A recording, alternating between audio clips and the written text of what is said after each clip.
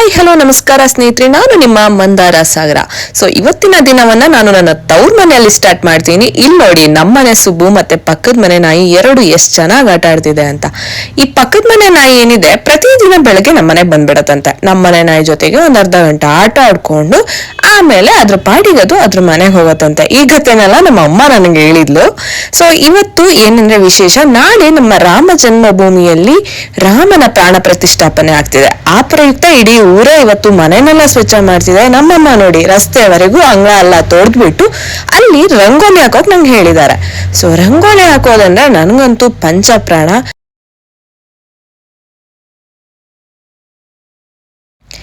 ಈ ಪ್ಲೇಸ್ ಅಲ್ಲಿ ಪ್ರತಿ ವರ್ಷ ನಾವು ಹಲವು ಬಾರಿ ರಂಗೋಲಿ ಹಾಕ್ತಿವಿ. ದೀಪಾವಳಿಗೆ ಹಾಕ್ತಿವಿ, ಯುಗಾದಿಗೆ ಹಾಕ್ತಿವಿ, ಚೌತಿ ಹಬ್ಬಕ್ಕೆ ಹಾಕ್ತಿವಿ. ಹಾಗೇನೆ ಇಲ್ಲಿ ನಮ್ಮೂರಲ್ಲಿ ಇಕ್ಕೇರಿ ತೇರ್ ಬರುತ್ತೆ. ಏನಂದ್ರೆ ಇಕ್ಕೇರಿ ಜಾತ್ರೆ ಇರುತ್ತಲ್ಲ, ಅದ್ರ ಹಿಂದಿನ ದಿನ ನಮ್ಮಲ್ಲಿಗೆ ಪಲ್ಲಕ್ಕಿಯನ್ನು ಹೊತ್ಕೊ ಬರ್ತಾರೆ ಇಕ್ಕೇರಿ ದೇವರದ್ದು.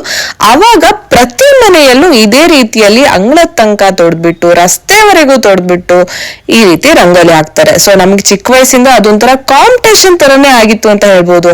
ರಂಗೋಲಿ ಹಾಕೋದು, ಯಾರ ಮನೇಲಿ ಚಂದ ರಂಗೋಲಿ ಹಾಕಿದ್ದಾರೆ ಅಂತ ಹೋಗಿ ನೋಡ್ತಿದ್ವಿ. ಆದ್ರೆ ಇವಾಗ ನಾನು ಅಕ್ಕ ಇಬ್ರು ಬೇರೆ ಊರಲ್ಲಿರೋದ್ರಿಂದ ಆ ಕೆಲಸ ಅಮ್ಮಂದಾಗಿದೆ. ಸೊ ನೋಡಿ, ರಾಮನ್ ಹಬ್ಬದ ಪ್ರಯುಕ್ತ ಆ ವಿಶೇಷ ಶುಭಾಶಯನ್ನ ಬರ್ದಿದ್ದೆ. ಇದು ನಮ್ಮ ಸುಂದರವಾದ ಮನೆ, ನನಗೆ ಒಂಥರ ಸ್ವರ್ಗ ರೀತಿ ಅಂತಲೇ ಹೇಳ್ಬೋದು. ಈ ಮನೆಯನ್ನ ಕಟ್ಸಿ ಸುಮಾರಷ್ಟು ವರ್ಷಗಳಾಯ್ತು. ನಾವು 2004ರಲ್ಲಿ ನಮ್ಮ ಮನೆಯ ಗೃಹ ಪ್ರವೇಶ ಆಗಿದ್ದು. ಸೊ ಈ ಅಂಗಳ ಮತ್ತೆ ಚಪ್ರ ಏನಿದೆ ಎಲ್ಲದನ್ನು ನನ್ನ ಮದ್ವೆಗೋಸ್ಕರ ಮಾಡಿ. ಸೊ ತುಂಬಾ ದೊಡ್ಡ ಚಪ್ರ ಹಾಕಿದ್ರು, ಅದ್ರಲ್ಲಿ ಅರ್ಧ ತೆಗ್ದಿದ್ದಾರೆ. ಈಗ ಇನ್ ಅರ್ಧ ಚಪ್ರ ಮಾತ್ರ ಇದೆ. ಈ ಚಪ್ರ ಮಳೆಗಾಲ ಆಯ್ತು ಎಲ್ಲ ಆದ್ರೂ ಏನು ಆಗದೆ ಹಾಳಾಗದೆ ಹಂಗೆ ಚೆನ್ನಾಗಿದೆ. ಯಾಕೆಂದ್ರೆ ಮೇಲ್ಗಡೆ ತಾರ್ಪಲ್ ಹಾಕಿದ್ದಾರೆ ನಮ್ಮಪ್ಪ. ಸೊ ತಾರ್ಪಲ್ ಹಾಕಿರೋದ್ರಿಂದ ಚಪ್ರನೂ ಸೇಫ್, ಹಂಗೆ ಅಂಗಳನೂ ಸೇಫ್. ಸೊ ಇನ್ನು ನಮ್ಮ ದೇವ್ರ ಮನೆ ವಿಚಾರಕ್ಕೆ ಬರ್ಬೇಕು. ಇದು ನಮ್ಮ ಪುಟ್ಟ ದೇವ್ರ ಮನೆ. ಮನೆಯೊಳಗೆ ಒಂದು ಮನೆನ ಮಾಡಿ ದೇವರಿಗೆ ಸ್ಥಾನ ಕೊಟ್ಟಿದೀವಿ. ಸೊ ಇದು ಎಲ್ಲರಿಗೂ ಇಷ್ಟವಾದಂತ ಪ್ಲೇಸ್, ನಮಗೂ ಕೂಡ ಇಷ್ಟ. ಬ್ಯಾಕ್ ಗ್ರೌಂಡ್ ಮ್ಯೂಸಿಕ್ ಕೇಳಿಸ್ಕೊಳ್ಳಿ ಆಯ್ತಾ.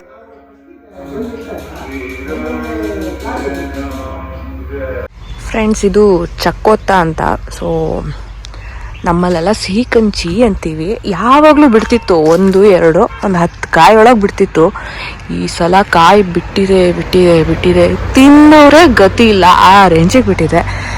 ಆ್ಯಕ್ಚುಲಿ ಇದು ಇನ್ನೂ ತುಂಬ ದೊಡ್ಡ ಆಗಬೇಕು, ಆದರೆ ದೊಡ್ಡ ಸೈಜ್ ಆಗಿಲ್ಲ. ಸೈಜ್ ದೊಡ್ಡ ಆದರೆ ಹುಳಿ ಬರಲ್ಲ, ಕಹಿ ಬರಲ್ಲ, ಚೆನ್ನಾಗಿರುತ್ತೆ, ಸ್ವೀಟ್ ಇರುತ್ತೆ. ಆದರೆ ಇದು ಸೈಜ್ ಚಿಕ್ಕದಿರೋದ್ರಿಂದ ಹುಳಿ ಮತ್ತು ಕಹಿ ಇರುತ್ತೆ ಅಂತ ಯಾರೂ ತಿಂತಾ ಇಲ್ಲ.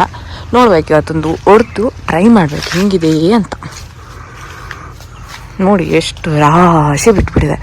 ಮಾರಿದರೆ 50 ರೂಪಾಯಿ ಒಂದಲ್ಲ ಮಾರ್ತಾರೆ ಫ್ರೆಂಡ್ಸ್. ಇದು ಬೆಂಗಳೂರಲ್ಲೆಲ್ಲ ಎಷ್ಟು ರೇಟ್ ಗೊತ್ತಾ. ನಾವಿಲ್ಲಿ ರಾಶಿ ಬಿದ್ದರೂ ತಿನ್ನೋರ ಗತಿ ಇಲ್ಲ. ನಮ್ಮಮ್ಮನ ಹೂವಿನ ಗಿಡಗಳ ಬಗ್ಗೆ ಹೇಳ್ಬಾರ್ದು. ಮನೇಲಿ ನಾನು ಅಕ್ಕ ಯಾರೂ ಇರಲ್ಲ ಅಲ್ಲ. ಸೊ ನಮ್ಮಮ್ಮಂಗೆ ಈ ಹೂವಿನ ಗಿಡಗಳೇ ಮಕ್ಕಳು.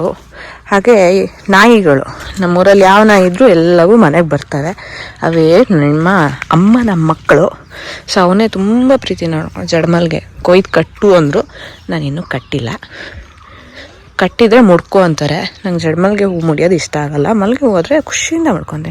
ಇವೆಲ್ಲ ರೋಸಸ್ಸು, ಸುಮಾರು ವೆರೈಟಿ ಇದೆ. ಅಲ್ಲಿ ಫುಲ್ಲು ಸೇವಂತಿಗೆ ಹೂಗಳು ನಮ್ಮಮ್ಮಂದು. ಇದರಲ್ಲಿ ರೋಸ್ ತೋರಿಸ್ಬೇಕು ನಿಮಗೆ. ಈ ರೋಸು, ರೆಡ್ ರೋಸ್ ನೋಡಿ ಎಷ್ಟು ಚೆನ್ನಾಗಿಬಿಟ್ಟಿದೆ.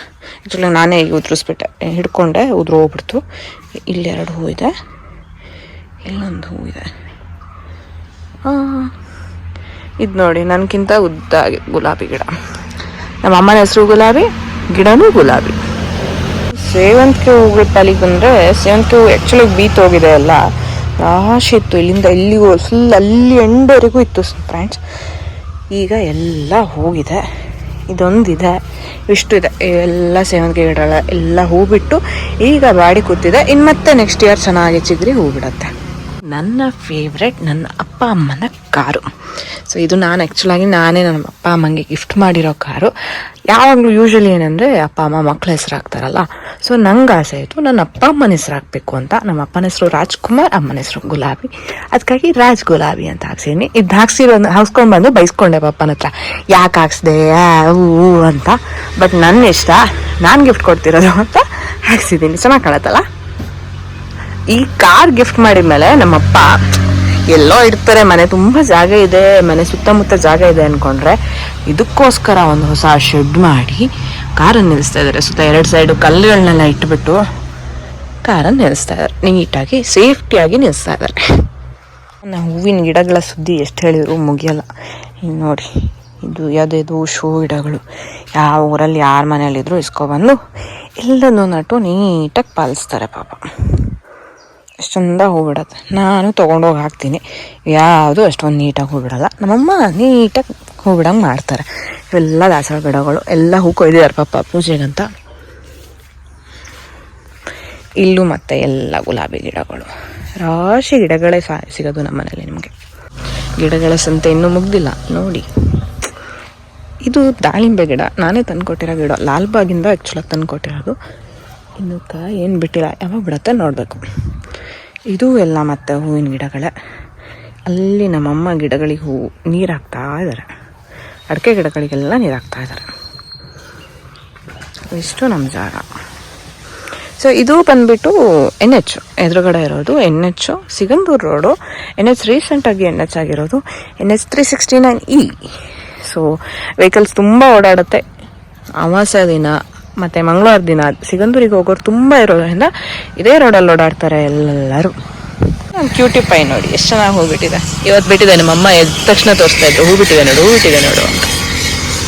ಇದು ಸೂಜಿ ಮೆಣಸು, ಚೂರು ಮೆಣಸು ಅಂತೀವಿ. ಆ್ಯಕ್ಚುಲಾಗಿ ಇದು ಒಂದು ಸ್ವಲ್ಪ ದೊಡ್ಡಾಯಿತು.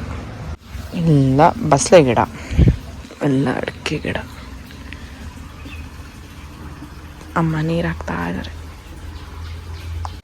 ನಮ್ಮಮ್ಮ ತರಕಾರಿ ಬೆಳೆಯೋದ್ರಲ್ಲಿ ಎಕ್ಸ್ಪರ್ಟ್.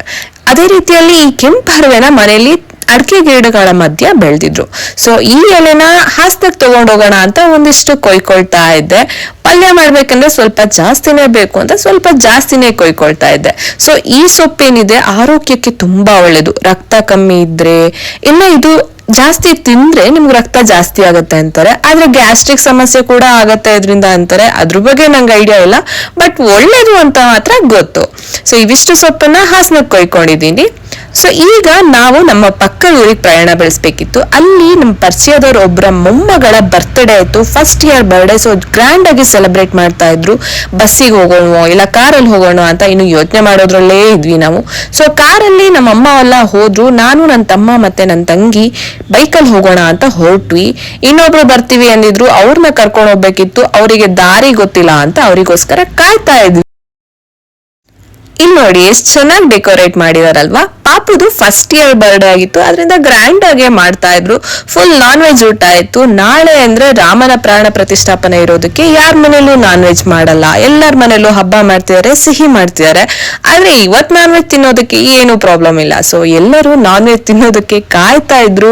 1:30 ಆಗೋಗಿತ್ತು, ಆದ್ರೆ ಇನ್ನು ಕೇಕ್ ಬಂದಿರ್ಲಿಲ್ಲ ಅಂತ ಕಾಯ್ತಾ ಇದ್ರು. ಕೊನೆಗೂ ಕೇಕ್ ಬಂತು, ಪಾಪುನು ಕರ್ಕೊಂಡ್ ಬಂದ್ರು. ಪಾಪು ಅಂತೂ ಕ್ಯೂಟ್ ಆಗಿ ಕಾಣ್ತಾ ಇದ್ಲು. ಅವ್ರ ಅಪ್ಪ ಅಮ್ಮ ಎಲ್ಲರೂ ಮ್ಯಾಚಿಂಗ್ ಡ್ರೆಸ್ ಹಾಕೊಂಡಿದ್ರು.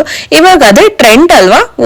ಸೊ ಇಡೀ ಫ್ಯಾಮಿಲಿಯವರು ಸ್ಟೇಜ್ ಹತ್ಬಿಟ್ಟು ಕೇಕ್ ಅನ್ನು ಕಟ್ ಮಾಡಿಸಿದ್ರು. ಆಲ್ರೆಡಿ ಟೈಮು 2 ಗಂಟೆ ಆಗೋಗಿತ್ತು. ನನಗೆ 3 ಗಂಟೆಗೆ ಟ್ರೈನ್ ಇದ್ದಿದ್ರಿಂದ ನಾನು ಅರ್ಜೆಂಟ್ ಮಾಡ್ತಿದ್ದೆ. ಸೊ ಇನ್ನು ಯಾರಿಗೂ ಊಟನೇ ಹಾಕಿರ್ಲಿಲ್ಲ. ಅದಕ್ಕಿಂತ ಮೊದ್ಲೇ ನಾನು ಹೋಗ್ಬಿಟ್ಟು ಒಂದ್ ತಟ್ಟೆಯಲ್ಲಿ ಊಟ ಹಾಕ್ಸ್ಕೊಂಡು ಊಟ ಮಾಡ್ಕೊಂಡು ಹೊರಟ್ಬಿಟ್ಟೆ. ಸಾರಿ, ಊಟಕ್ಕೆ ಏನೇನಿತ್ತು ಅನ್ನೋದನ್ನ ವಿಡಿಯೋ ಮಾಡ್ಲಿಕ್ಕಾಗಲ್ಲ, ಯಾಕಂದ್ರೆ ತುಂಬಾ ಅರ್ಜೆಂಟ್ ಇದ್ದಿದ್ರಿಂದ ಹಂಗೆ ಹೊರಡ್ಬೇಕಾಯ್ತು. ನನ್ನ ತಮ್ಮ ನನ್ನನ್ನ ಮನೆ ಕರ್ಕೊ ಬಂದ. ಮನೆಯಲ್ಲಿ ಲಗೇಜ್ ಎಲ್ಲ ಎತ್ಕೊಂಡ್ಬಿಟ್ಟು ಅಲ್ಲಿಂದ ಸೀದಾ ರೈಲ್ವೆ ಸ್ಟೇಷನ್ ಕಡೆ ಹೊರಟ. ಅಲ್ಲಿವರೆಗೂ ಬಾಯ್ ನನ್ನೋರು ತವ್ರ ಮನೆಗೆ ಬಾಯ್ ಹೇಳಿ ಹೊರಟಿದ್ದಾಯ್ತು. ರೈಲ್ವೆ ಸ್ಟೇಷನ್ಗೆ ಹೋಗಿ ಅಲ್ಲಿ ಟಿಕೆಟ್ ತಗೊಂಡು ರೈಲಿಗೆ ಕಾದಿದ್ದಾಯ್ತು. ಸೊ ಇಲ್ಲಿಗೆ ನನ್ನ ವ್ಲಾಗ್ ಮುಗೀತು. ಬಾಯ್.